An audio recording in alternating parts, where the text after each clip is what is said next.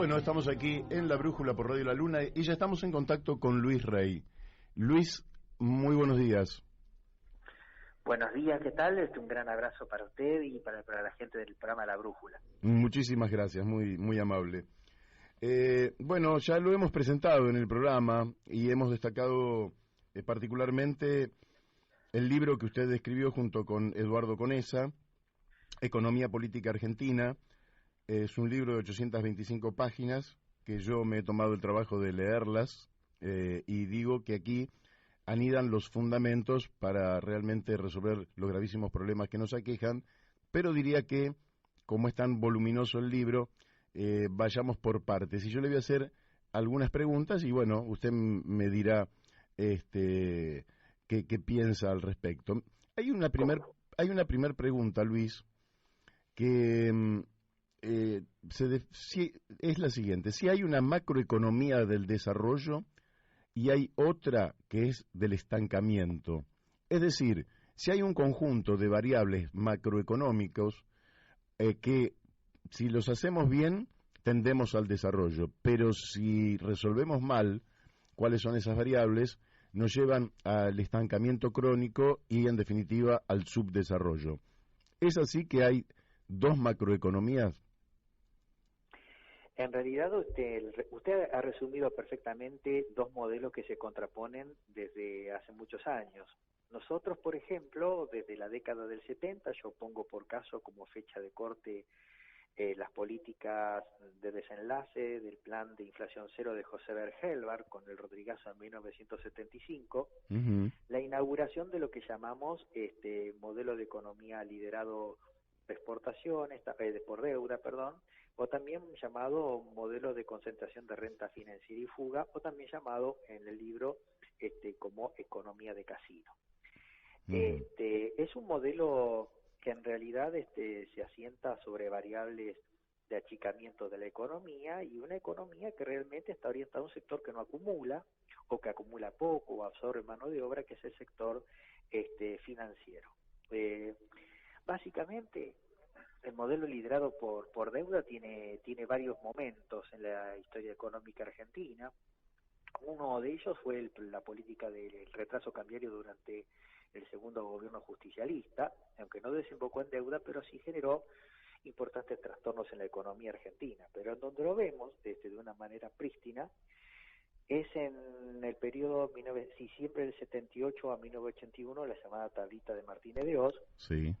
También lo observamos en los 10 años de la convertibilidad del austral peso, 1991 al 2001, y también lo observamos en la segunda parte del kirchnerismo, parte de la primera presidencia de Cristina Fernández de Kirchner, sobre todo la segunda, y la economía de Mauricio Macri y la actual. Básicamente este modelo consiste en retraso cambiario, déficit fiscal, déficit de cuenta corriente producto de el retraso cambiario. El déficit de cuenta corriente implica que el retraso cambiario hace que nuestro país resulte poco competitivo, eso hace aumentar las importaciones, estancar las exportaciones en sectores tradicionales, lo cual genera un modelo de desarticulación económica en nuestro país, desindustrialización, un desempleo estructural, obviamente eso implica pobreza y marginación, jóvenes que no encuentran trabajo en el país y se tienen que ir, y obviamente eso cierra con endeudamiento. Entonces, la rentabilidad de los activos argentinos, dado que el modelo ya no es de producción en términos reales, sino que es financiero, caen, entonces se comienzan a demandar activos externos. O sea, ahí comienza todo un proceso de fuga, o los capitales se van al exterior tratando de comprar activos en el exterior tales como bonos de deuda soberana, condominios en el exterior, o directamente bajo la formación de activos externos, o sea, compra de billete verde y directamente la acumulación en un colchón o mesa de luz. Por lo tanto, a largo plazo lo que se observa es que nuestro país termina endeudándose para financiar este modelo de renta de concentración financiera en pesos que después se van al dólar y se fugan. O se fugan yéndose al exterior o se fugan a través de la formación de activos externos. Por ejemplo, durante la administración Macri, bajo la forma de formación de activos externos, se fugaron 86.000 millones de dólares. Y durante las presidencias de Cristina Fernández de Kirchner, cerca de 93.000 millones de dólares. y seguramente todavía los números no están cerrados, en este modelo también se estarán fugando cifras más o menos semejantes.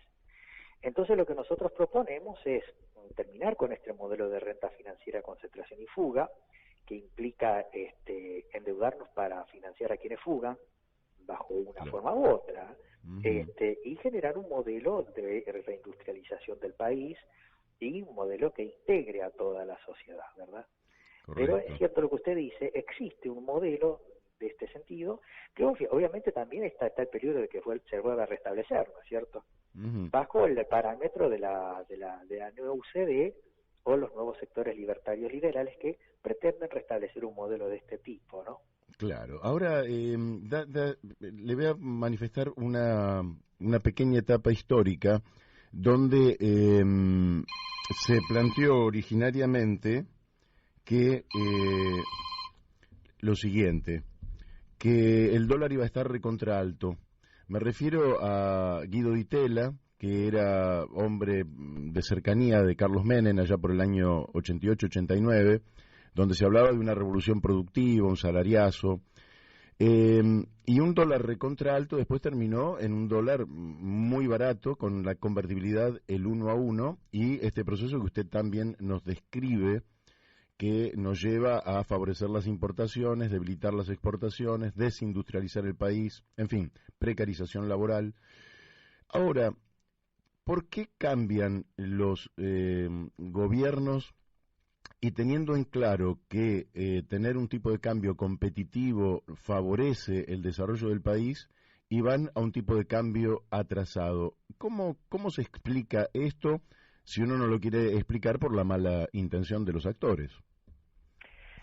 Sí, en primer lugar, cuando el doctor Guido Di Tella hablaba de un tipo de cambio no alto, sino recontra alto, esa fue una intención en realidad. Lo que ocurre es que cuando usted quiere establecer un tipo de cambio alto y permanente en el tiempo, con todos los efectos virtuosos que lleva en la economía, usted tiene que tener previamente un equilibrio fiscal o un superávit fiscal para que ese tipo de cambio pueda generar ser alto a largo plazo. Si usted genera una devaluación con déficit fiscal, generalmente lo que ocurre es el llamado efecto pass-through, o sea, el traslado de la devaluación a los precios. O sea que la devaluación termina siendo la causa de la inflación, o las devaluaciones generan inflación. Si yo tengo un déficit fiscal y devalúo nominalmente el tipo de cambio en 40%, probablemente yo tenga una inflación del 40%, que es algo que le pasó a Prat Gai cuando devaluó, ni bien iniciada la gestión de la administración Macri, devaluó un 40% y tuvimos un 40% de inflación. ¿Por qué? Porque teníamos déficit fiscal. La manera de que la devaluación sea exitosa en términos reales es que exista equilibrio o superávit fiscal. De ese modo, el tipo de cambio puede permanecer alto, obviamente con equilibrio o superávit fiscal, cosa que sí ocurrió después de la salida de la convertibilidad, en donde usted fíjese que el tipo de cambio alto terminó licuando el gasto público, generando un superávit fiscal que permaneció por lo menos durante la primera parte del kirchnerismo, o sea, durante la administración de Néstor Kirchner, tuvimos un tipo de cambio alto en términos reales porque del déficit fiscal por licuación del gasto público se transformó en superávit fiscal, a la vez que las altas tasas de recuperación o crecimiento observadas después del 2000, a partir del 2002, generó un incremento de la recaudación tributaria. Obviamente el gasto había quedado licuado por el tema del tipo de cambio alto, y como hubo superávit fiscal también la inflación se derrumbó. Eso generó también que el tipo de cambio alto generara un efecto sobre la demanda agregada a través de la cuenta corriente de la balanza de pago, que siempre fue positiva, dado que las exportaciones siempre superaron las importaciones y siempre tuvimos cuenta corriente positiva.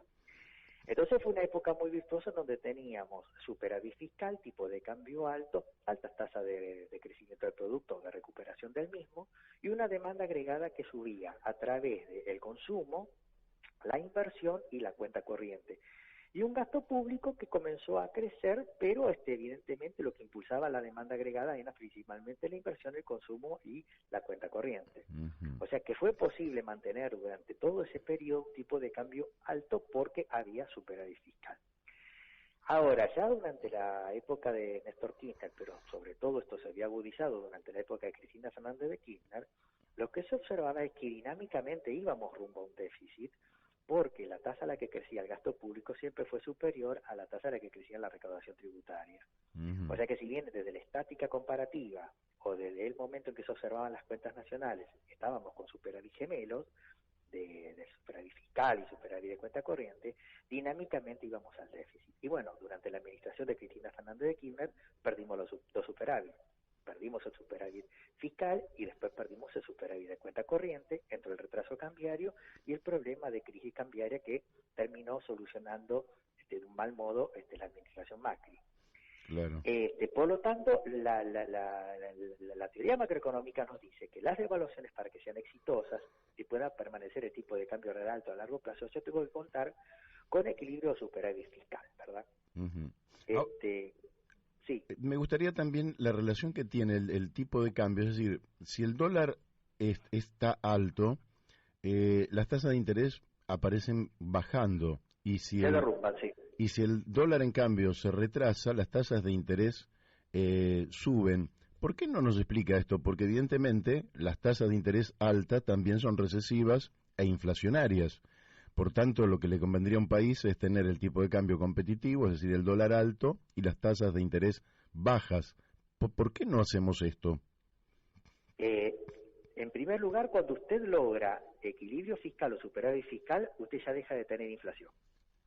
Claro. En segundo lugar, cuando el tipo de cambio es alto y usted lo puede mantener a largo plazo, la tasa de interés local se derrumba y se vuelve baja, lo cual incentiva a la inversión por un lado, aparece el crédito que incentiva el consumo, y obviamente si una economía es abierta y con movilidad de capitales, una baja tasa de interés local desalienta la entrada de capitales especulativos de corto plazo, claro. Lo cual genera que en realidad las políticas de inversión desde el capital interno o el capital que viene desde el exterior se asienten inversiones productivas de capitales reales o de bienes reales, y si el tipo de cambio es alto y es mantenible a largo plazo, usted genera una economía industrial de valor agregado y de matriz diversificada de valor, que termina evidentemente integrando a sectores del trabajo con alta calificación, por lo tanto alto nivel de ingresos, y también absorción de profesionales universitarios o de profesiones terciarias o de escuelas y artes y oficios, lo cual genera un efecto virtuoso sobre el trabajo.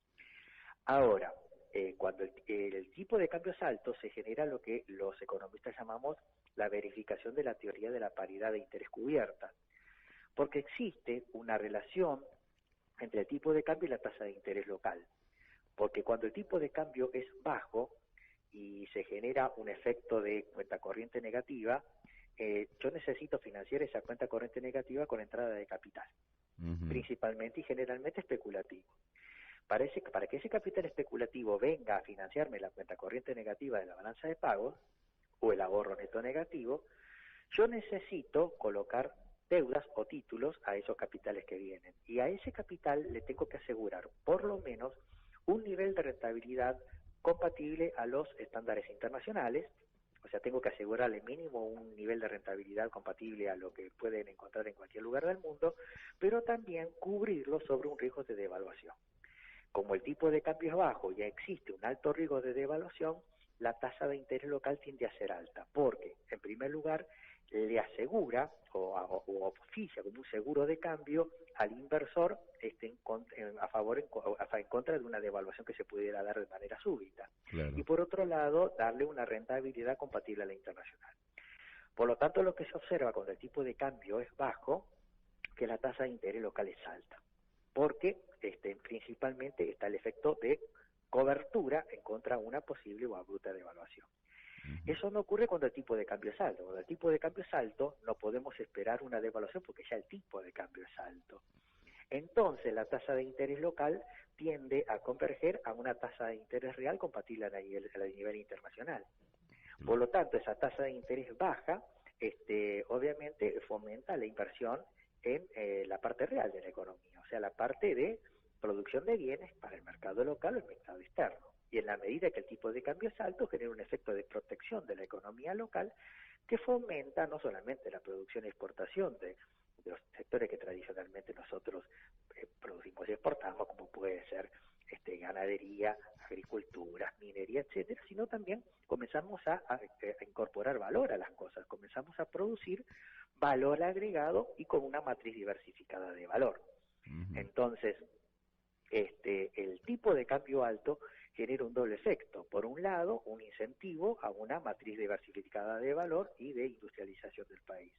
La baja tasa de interés local, producto de que el tipo de cambio es alto, promueve la inversión sobre sectores productivos y desalienta la entrada de capitales especulativos, porque la rentabilidad en realidad está orientada hacia los bienes transables o a aquellos bienes o primarios o industrializados que el país pueda producir, tanto para su mercado interno como para su mercado externo.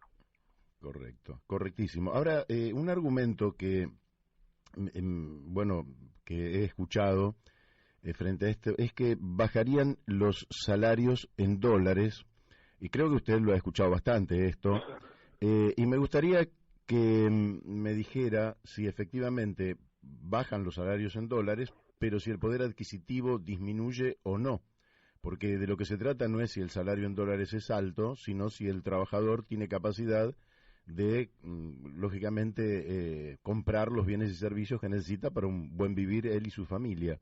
¿Cómo impacta sobre el salario? Usted lo ha dicho, en realidad, cuando estamos hablando de el salario bajo en dólares, eso no tiene ninguna importancia, porque lo que realmente es importante es que el trabajador tenga un buen nivel de vida, más allá de que por ahí en dólares el salario esté bajo.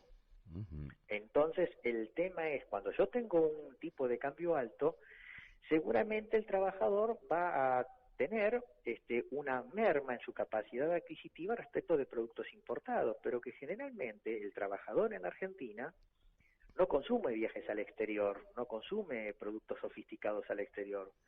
Cuando nosotros tenemos un tipo de cambio bajo, lo que se observa no solamente es la recreación del modelo de renta financiera, concentración y fuga, sino que también observamos que en los sectores medios y altos existe una gran propensión a bienes de consumo conspicuo, como por ejemplo viajes al exterior con sus productos importados, o aún sustituir productos nacionales por productos importados, lo cual genera el efecto que ya vimos de desaliento de la generación de industria, ¿no es cierto? Y una economía de servicio, porque también una economía con retraso cambiario genera que la economía termine invirtiendo en sectores que no compiten con el exterior, o sea, con el sector no transables, o sea, sector de servicios. Que es lo que nosotros pudimos ver en la década del 90, en donde todo el proceso de privatización se orientó en la privatización de servicios públicos, monopólicos estatales, en manos de una especie de capitalismo prebendario, protegido, porque en realidad lo que hacían era capturar renta monopólica de los servicios públicos privatizados, generando una renta alta que buena parte se extranjerizaba, porque esas empresas hacían combinación en sociedades con el capital criollo. Entonces lo que se generaban eran servicios altos en precios, generaban una extracción del excedente del consumidor en moneda dura, que después se extranjerizaba a través de dividendos, royalties o regalías.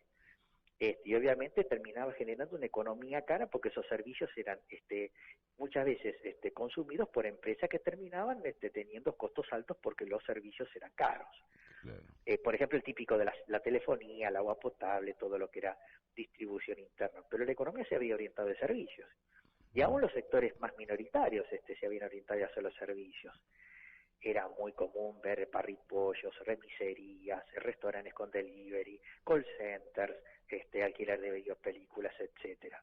O sea que la economía termina orientándose a un sector de baja productividad, lo cual termina absorbiendo mano de obra de baja calificación y obviamente de baja remuneración, porque la productividad es baja. Y también termina generando una lógica de precarización laboral, dado que los servicios, como no se toquean, necesitan ser alimentados por una demanda. Cuando la demanda no está, necesito que esa mano de obra rápidamente sea flexible, o reasignada en un sector en donde tenga demanda, o directamente ser permeable a despidos. Esa es la lógica que tenía la economía de los 90. Y obviamente la economía no generaba capacidad para repago de la deuda externa, dado los motivos que dimos hace unos minutos atrás. Correcto. El problema del déficit fiscal genera la necesidad de endeudarse, y la necesidad de endeudarse en algún momento choca con la imposibilidad de que el país pueda revertir la cuenta corriente negativa de la balanza de pago por la pérdida de competitividad. Por lo tanto, estos modelos terminan con crisis de balanza de pago y crisis de endeudamiento. y obviamente ajustes heroicos como los que vimos tras la salida de la convertibilidad. Claro. Ahora, usted me decía, ¿cómo es posible que nosotros caigamos 2 por 3 en este tipo de trampas, ¿no? Sí. Y la respuesta es variada, es decir, para el político es muy al alcance de la mano generar políticas de retraso cambiario, sobre todo cuando el mundo se observan grandes liquideces en el mercado, bajas tasas de interés. Entonces muchas veces el político, para congraciarse con su electorado, retrasa el tipo de cambio para generar una economía barata en términos de productos que se importan, una economía de jauja, de tirar manteca al techo. Entonces los sectores bajos pueden venir productos muy baratos, malos o buenos, pero baratos al fin. Los sectores medios y altos pueden irse al exterior, consumir productos importados, sustituyéndolos por los locales, hacer viajes al exterior, comprar activos en el exterior a costa de la deuda externa y de la carga de la deuda externa sobre las generaciones futuras. Uh-huh. Entonces es muy atractivo para el político retrasar el tipo de cambio y generar esa economía de jauja o esa economía de manteca al techo, lo cual seguramente cuando venga la crisis, que es esperable, terminará pagando un futuro gobierno. Pero como decía Luis XIV, después de mí el diluvio. Uh-huh. Claro, un poco es eso. Y también hay un lobby a favor de esto, que es el sector bancario y financiero, porque en realidad, como el país en deuda, necesita recurrir a los bancos para colocar deuda, lo cual genera fuertes comisiones en la colocación de deuda bancaria. Claro. Y cuando el país cae en crisis de endeudamiento, estos sectores son los que mejor les va, porque participan en los procesos de innovación de deuda y colocación de deuda nueva, cobrando comisiones, etcétera, etcétera. Y también los sectores que litigan contra el Estado por el cobro de deudas defaulteadas. O sea, que detrás de esto hay un gran lobby tendiente a generar apreciaciones cambiarias y procesos de endeudamiento del Estado. El doctor Conesa, en el libro Macroeconomía y Política Macroeconómica, este sector lo llamaba el Club de la Deuda Externa, uh-huh. En donde participaban en este club las empresas privatizadas. Las empresas privatizadas se beneficiaban porque tenían una renta de servicios públicos a altos niveles de tarifa, que buena parte se extranjerizaban bajo la forma de dividendos, royalties o regalías, porque tenían moneda dura y un mercado cautivo que era monopólico. Claro. Que prestaban un servicio de agua, luz, electricidad, telefonía, etcétera. Claro. Ustedes se acordarán en la década del 90 que llamar dentro de Capital Federal no tenía costo, pero hacer una llamada interurbana costaba muy caro. Sí. O llamar al interior del país, prácticamente uno tenía que vender un riñón.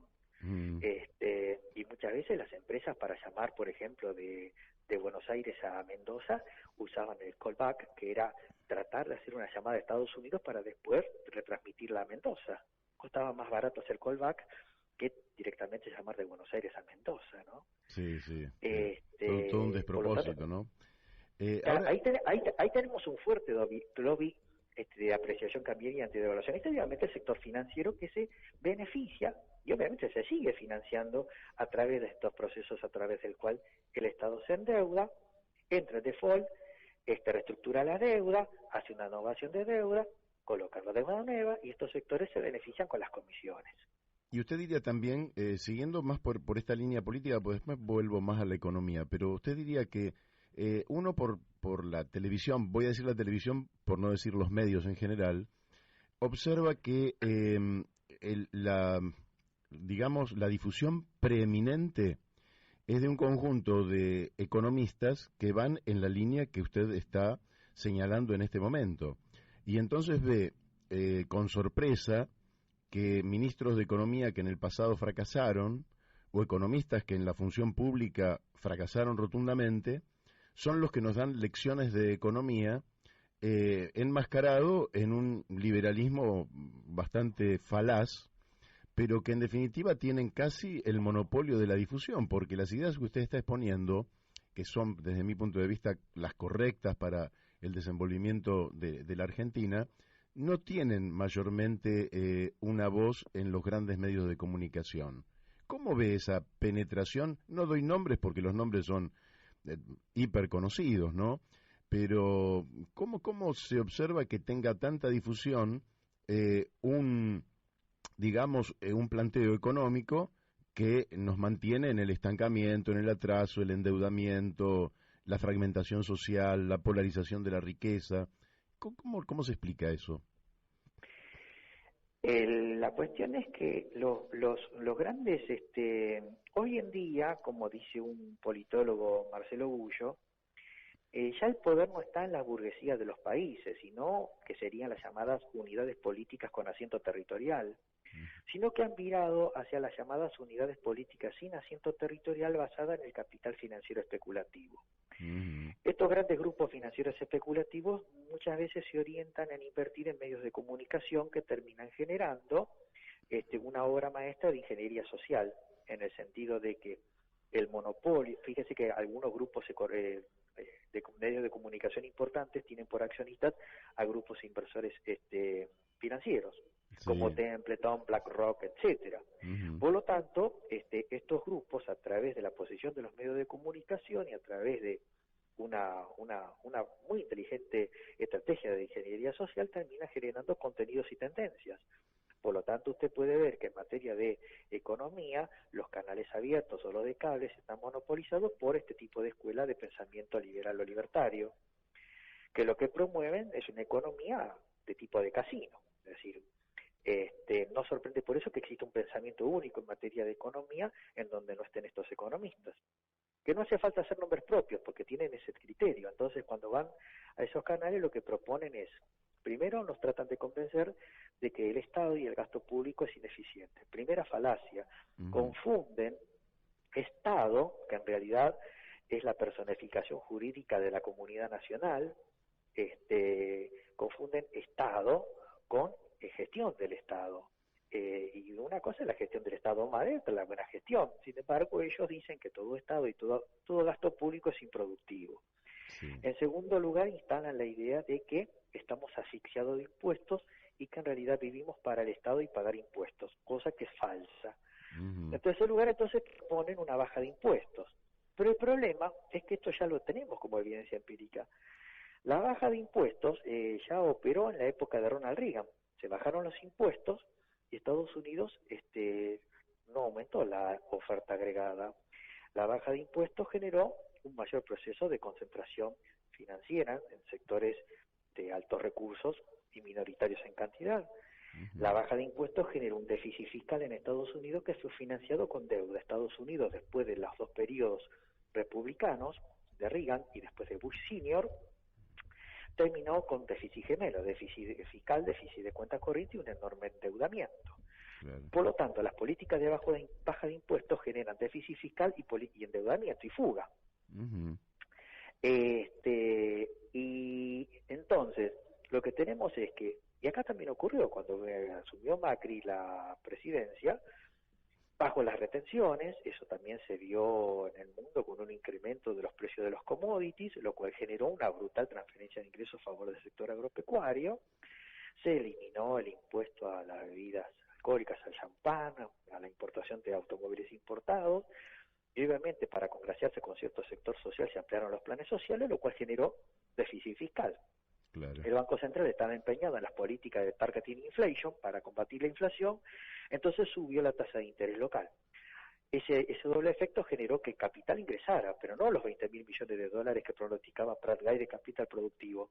Ingresó capital especulativo, que entraron con dólares, le dieron los dólares al Banco Central, aumentó las reservas y comenzaron a timbear con bonos. Uh-huh. El famoso carry trade. Para hacer después el camino inverso. Una vez que tomas la ganancia, me hago de pesos, voy al mercado cambiario, compro los dólares y me voy. Y ese gran cambio de cartera ocurrió el 26 de abril de 2018. Claro. Íbamos rumbo a una crisis de balanza de pago, íbamos rumbo a una crisis de endeudamiento. Entonces la administración Macri recurrió al famoso megapréstamo con el Fondo Monetario Internacional de época de Christine Lagarde.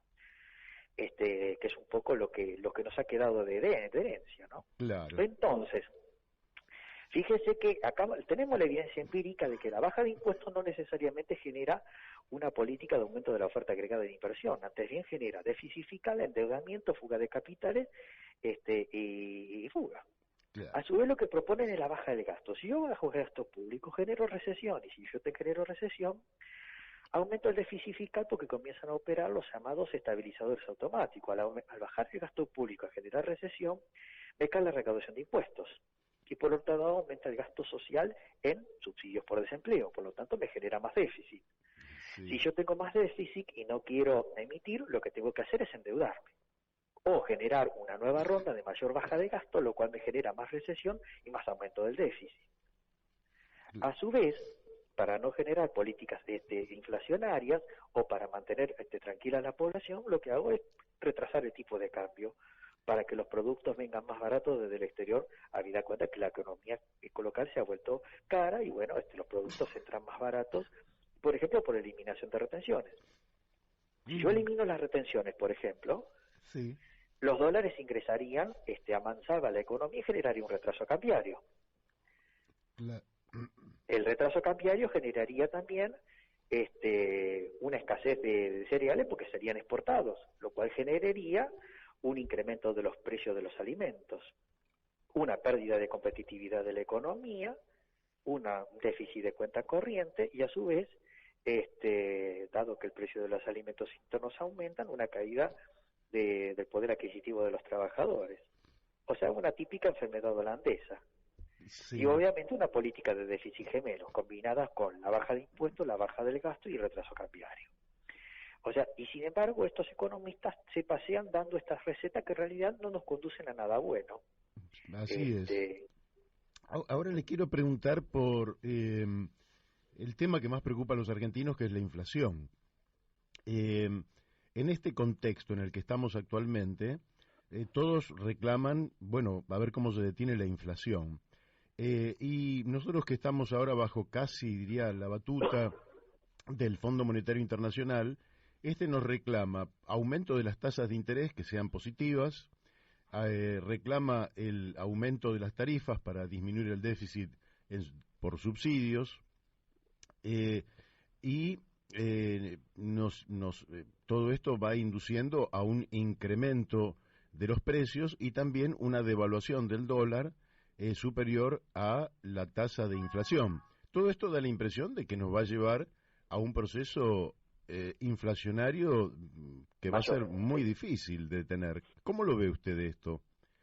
Sí, el problema que el fondo nos pide, en primer lugar, bajar las tensiones cambiarias a través de convertir la tasa de interés local en positivas. La tasa de interés sigue siendo negativa. Y aún así la gente sigue haciendo plazos fijos, ya sea tradicionales, con tasas de interés que están en el 48%, cuando tenemos una expectativa de inflación del 60 o 70%, o también plazos fijos ajustados por UVA, ¿verdad? Pero de todos modos el fondo lo que pretende es que la tasa de interés sea positiva para bajar las tensiones cambiarias. Y a su vez lo que pretende es que se incremente las devaluaciones, el tipo de cambio oficial, para que no genere más retraso cambiario.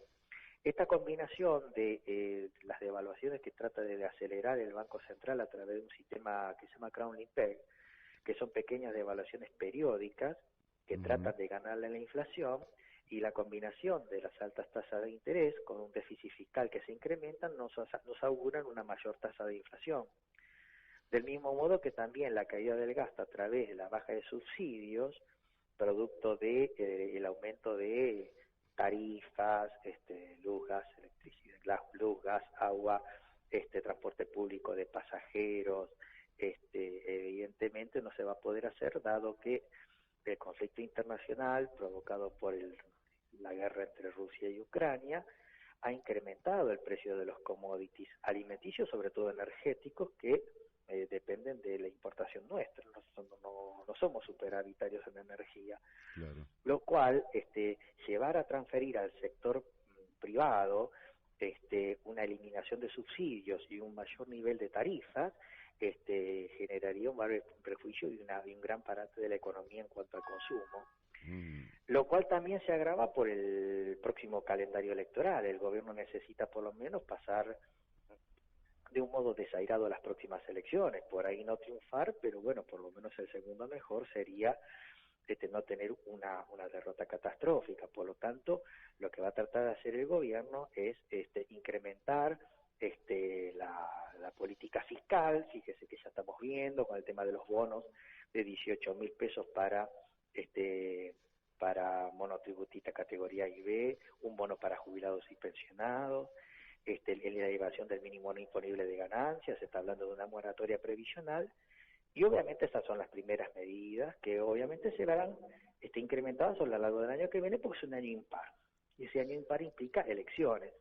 Por lo tanto, nuestro país no tiene por norte cumplir con las metas del Fondo Monetario. Los subsidios no los va a poder bajar, y va a tener un fuerte desafío de cara a las elecciones a través de una política fiscal expansiva para la cual no va a poder, creo yo, cumplir con las metas de déficit comprometidas con el Fondo Monetario. A la vez que esto se va a replicar en una mayor tasa de inflación. Uh-huh. Lo cual también hay que reconocer que una mayor tasa de inflación al gobierno le conviene porque de ese modo puede en términos reales bajar el gasto público. Claro. Yo al gasto público lo puedo bajar nominalmente, directamente a través de despidos o a través de decirle a los trabajadores estatales que van a cobrar un 20% menos. O de un modo más suave, que es generando paritarias que cierren por debajo de la inflación. Si yo logro que las paritarias, jubilaciones y pensiones estén cerrando por debajo de la inflación, yo en términos reales habré bajado el gasto público.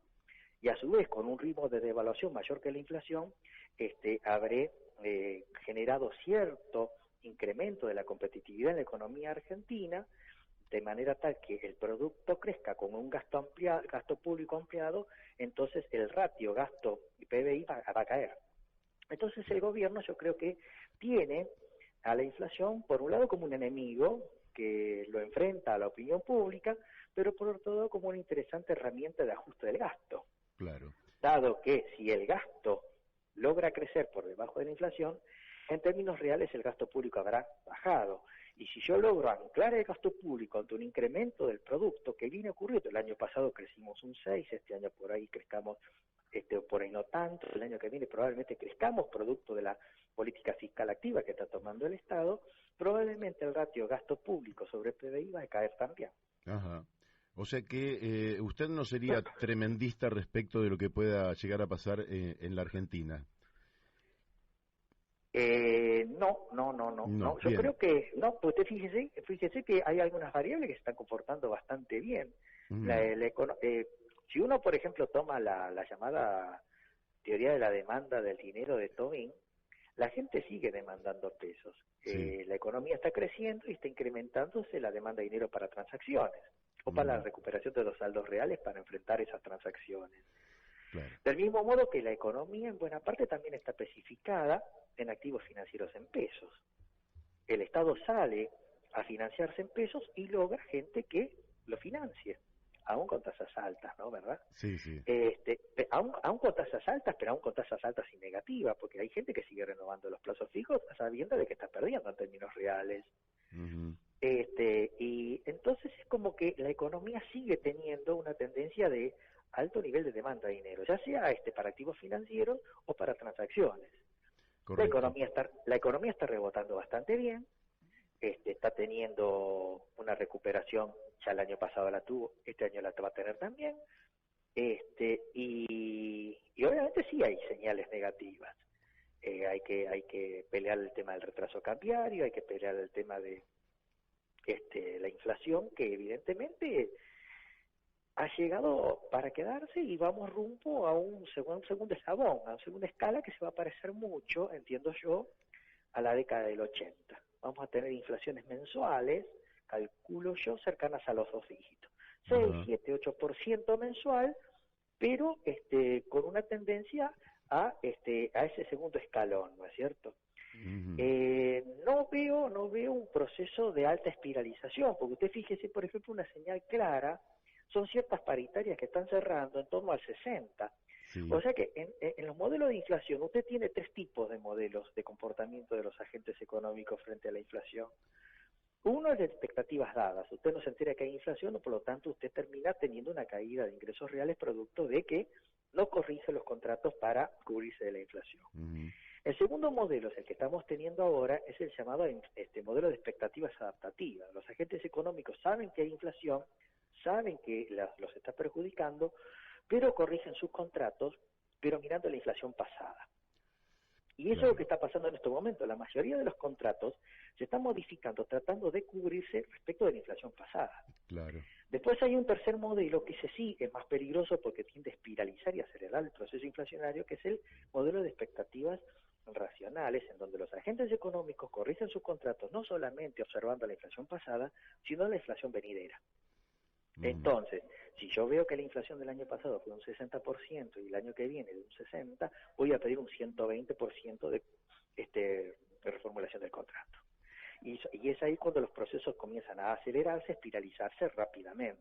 Claro. Y obviamente esos terminan con procesos hiperinflacionarios. Pero yo lo veo muy lejos ese fenómeno. No sería un peligro, es decir, que... No hay peligro. No hay peligro, porque usted fíjese, lo que se observa es que generalmente los contratos o las paritarias están cerrando en torno al 60. Entonces es como que están tratando de cubrirse la inflación pasada. Todavía están con expectativas adaptativas. Luis, le quiero preguntar por las letras que están en el Banco Central de la República Argentina que vienen creciendo hasta creo que están en alrededor de 5 billones de pesos. Pero ¿usted diría que las tasas a las cuales están sometidas estas LELIQ están por debajo de la tasa de inflación y por tanto tiende a licuarse esa deuda cuasi fiscal? En cierto modo sí, pero también el gran peligro que encierran las LELIQ es que en algún momento se especula que se hagan de pesos y esos pesos hagan o a comprar dólares, lo cual generaría una hiperdevaluación, overshooting, o también se vayan a bienes, lo cual genere probablemente una mayor aceleración de precios y eventualmente, en el fondo del camino, una hiperinflación. Ese es el miedo que hay. Nosotros en realidad somos optimistas porque en realidad nosotros vemos el fenómeno como un incremento del ahorro. Hay gente que está ahorrando. Sí. Hay gente que está ahorrando en pesos. Entonces nosotros lo que proponemos como salida al problema, a diferencia de ciertos sectores del sector bancario, que lo que propone, por ejemplo, es plan Bonex, esta restricción de la salida de esos depósitos, un típico plan Bonex sería 89, en donde yo convierto esos plazos fijos en un bono serie 89, se lo congelo y por 10 años la persona se queda con un bono, con una renta en dólares y en definitiva lo devuelvo en 8 cuotas dentro de 10 años, con 2 de gracia. Hay gente que está especulando con eso. Nosotros somos la idea de que al ahorrista hay que respetar. Lo que podemos hacer es, en un plan como el que proponemos en el libro, con un tipo de cambio alto, con un modelo de austeridad fiscal y meritocracia estatal, establecer una unidad virtual en pesos, una unidad monetaria virtual en pesos que se llama unidad de cuenta estable, o UCE. ¿Qué es la UCE? Es un plazo fijo que se ajusta por inflación y que da una renta anual del 2%. De ese modo la gente no va a querer comprar dólares porque usted sabe que si usted compra dólares ahora, el dólar tiene una inflación del 8% anual. Así es. Por lo tanto, si usted tiene $100.000 en su mesita de luz, después de un año usted va a seguir teniendo facialmente $100.000, pero en realidad usted va a tener $92.000 porque 8% se lo comió la inflación. Así es. Si nosotros logramos que el tipo de cambio sea alto a largo plazo y estable, la gente no va a tener necesidad de llevar sus pesos y comprar dólares, porque ahorrando en UCES, la UCE le permite, por un lado, cubrirse de la inflación, porque ese depósito se ajusta automáticamente por la inflación, por el índice de precios al consumidor, y le da una rentabilidad anual del 2%. Entonces, lo que nosotros proponemos es convertir las LELIQs en UCE, darle a los bancos el UCE, y los bancos, a su vez, devolverle a los depositantes que quieran retirar esos pesos en UCE. Claro. Pero en realidad no le conviene, porque en realidad la gente va a mejorar la rentabilidad, porque actualmente está haciendo plazo fijo, pongámosle al 40 y pico por ciento, cuando la inflación es del 70. Sí, claro. ¿No es cierto? Entonces, figúrese que yo le propongo a usted, mire, convertimos todo a UCE. A los bancos les damos las UCE. Y el banco, cuando vence el plazo fijo, le va a dar a usted UCE. Y usted va a estar tranquilamente sabiendo que usted tiene un ahorro en pesos, que ese ahorro en pesos se va a ajustar por inflación, y que como el dólar se ajusta por inflación, usted no va a tener necesidad de comprar dólares. Claro. Porque encima, comprando dólares, te va a tener el quebranto del 8% anual de la inflación en dólar. Así es. Entonces, yo a usted lo cubro por el índice de precio al consumidor. Le doy un 2% anual de interés y usted se va a quedar en pesos. Y al quedarse en pesos se genera una fuente de ahorro a largo plazo que va a terminar volcándose a financiar o fondear inversiones productivas de largo plazo en el complejo del litio o en el complejo energético de Vaca Muerta. Por lo tanto, nosotros somos muy optimistas en cuanto a la solución del problema de la LELIQ. Nosotros proponemos, antes que la dolarización o antes de que un plan pone, proponemos una especificación a través de una reforma monetaria que cambie el signo monetario, eventualmente pongámosle, le podemos sacar 3 ceros a la moneda, la podemos llamar pesos o nuevo peso, y convertir las LELIQ en unidad de cuenta estable. A partir de ese momento, todos los ahorros de los argentinos que estén en plazos fijos y todas las LELIQ se convierten a UCE. Comienzan a ajustarse por índice de precios al consumidor más una renta anual del 2%. Aquel que quiera retirar la UCE para comprar una casa, por ejemplo, las casas, los departamentos, los automóviles o bienes registrados, se podrán comprar y vender en UCE. Correcto. Aquel que quiera una rentabilidad más osada, más agresiva, con mayor rentabilidad, bueno, convierte las UCEs en pesos y compra acciones, compra bonos o compra lo que quiere. De ese modo tampoco estaremos restringiendo la posibilidad de que la gente pueda disponer de sus ahorros en cualquier momento. Seguro. O sea, esto no sería el viejo plan Bones del decreto 36 del 90, ¿se acuerda? Sí, no, esto sería una reforma monetaria realmente más que interesante. Me quedan... Aparte que el balance bancario no se vería afectado porque los bancos inmediatamente es un ajuste contable. Es una variación de tipo permutativa, convierten las LELIQs en UCE, claro. Y a su vez, como los bancos reciben como depósitos plazo fijo, con los cuales después los bancos van a los bonos, los bancos terminan devolviendo o convirtiendo los depósitos en plazos fijos en UCE. Aquel ahorrista que quiera una inversión mejor de renta variable, bueno, que compre acciones de YPF, Sidoro, lo que fuera, y que se quiera quedar, se puede quedar asegurándole la disposición de esos ahorros y obviamente con una rentabilidad, esta es positiva, porque el depósito se ajusta por índice de precios al consumidor más una rentabilidad anual del 2%. Bueno, solucionado el tema de las LELIQ. Luis, el tiempo se me ha ido, una pena, la verdad es que nos ha dado una lección de economía extraordinaria, donde ha podido sintetizar de manera brillante este libro de 825 páginas que ha escrito junto con Eduardo Conesa, donde realmente a uno lo llena de expectativas porque observa que, aunque vamos a los tumbos, en realidad hay en el país personas que saben cómo poder resolver o que tienen propuestas por lo menos para resolver los gravísimos problemas que nos aquejan, y que me parece que lo que hay que tratar es de que este conjunto de ideas logre imponerse y que los gobiernos ejecuten un plan con las características de lo que usted está señalando. De mi parte le agradezco la amabilidad y le mando un fuerte abrazo. Muchas gracias por esta oportunidad. No es mucho el tiempo que se nos dan en los medios masivos, y lo único que le quiero decir tanto a usted como a sus oyentes es que otra Argentina es posible a través de un modelo de desarrollo económico, de capitalismo nacional, un modelo industrial productivo que sustituya al modelo de renta financiera, concentración y fuga, o modelo de economía de casino. Estoy a vuestra disposición, le agradezco mucho y un gran abrazo a sus oyentes. Excelente, excelente. Bueno, hemos hablado con Luis Rey, ustedes lo han escuchado.